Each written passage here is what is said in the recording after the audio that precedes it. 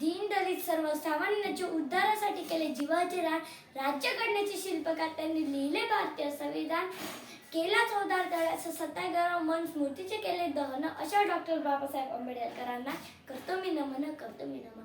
आजच्या कार्यक्रमाचे अध्यक्ष पूज्य गुरुजन वर्ग व माझ्या बालमित्रांनो, आज मी जे तुम्हाला 2 शब्द सांगणार आहे ते तुम्ही शांत चित्ताने ऐकावे हीच माझी नम्र विनंती.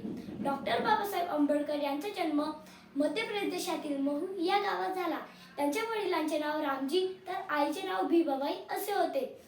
डॉक्टर बाबासाहेब आंबेडकर लहानपणापासून खूप हुशार होते.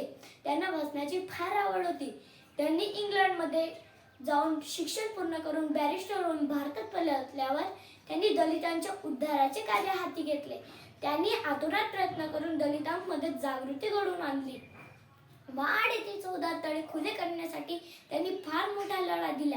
एवढेच नाही तर डॉक्टर बाबासाहेब आंबेडकर यांनी भारताचे संविधान लिहिले, म्हणून त्यांना भारतीय राज्यघटनेचे शिल्पकार असेही म्हटले जाते. डॉक्टर बाबासाहेब असा हा महापुरुष 6 डिसेंबर 1956 रोजी आपल्या भारत देशाला सोडून गेला. शेवटी एवढंच म्हणतो की दलितांचे तुम्ही तलवार रोवून गेलात, अन्यायाविरुद्ध प्रहार होऊन गेला, होतात तुम्ही गरीबच, मात्र या जगाचा कोहिनूर होऊन गेला.